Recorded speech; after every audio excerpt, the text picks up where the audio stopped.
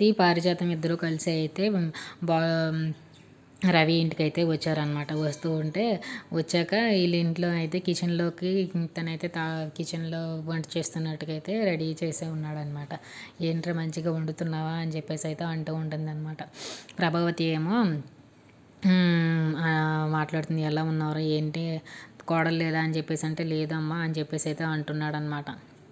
అక్కడ ఉన్న పారిజాతమేమో మంచి శుభవార్త తెచ్చింది మీ అమ్మ అని చెప్పేసి అయితే అంటూ ఉంటుంది. ఏంటి ఆ విషయం అని చెప్పేసి అయితే రవి అడిగితే, ఇంకేంటి మీ అమ్మకి మీ నాన్నకి పెళ్ళి అని చెప్పేసి అయితే అంటుందన్నమాట పారిజాతం. ఊరుకోవే అని చెప్పేసి అయితే అంటూ ఉంటే, అదేం కాదులేరా మీ చెల్లికి పెళ్ళి అని చెప్పేసి అయితే అంటుందన్నమాట.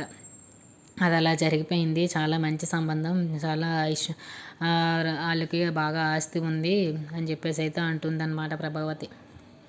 అంటూ ఉంటే ఇంకా రవి ఏమో తిని ఉంటే బాగుండేది అని చెప్పేసి అయితే అంటున్నాడనమాట వాళ్ళ వైఫ్. ఉండడం కాదు, తను ఇద్దరు కలిసి పెళ్ళికైతే రావాల్సిందే కంపల్సరీగా అని చెప్పేసి అయితే ప్రభావతి అంటుందన్నమాట. ఏది ఏమైనా మీరు రావాల్సింది, ఈ పెళ్ళికైనా అందరం కలిసి ఉందాము అని చెప్పేసి అయితే నాకు రావాలని ఉంది అమ్మ అని చెప్పేసి అయితే అంటున్నాడనమాట రవి. తనైతే పెళ్లి కార్డు అయితే తీసి ఇచ్చిందనమాట హ్యాండ్ బ్యాగ్లో నుంచి ప్రభావతి అయితే. బావగారు ఎవరు అని చెప్పేసి అడిగితే రవి చూడు అని చెప్పేసి అయితే ప్రభావతి అంటుందన్నమాట.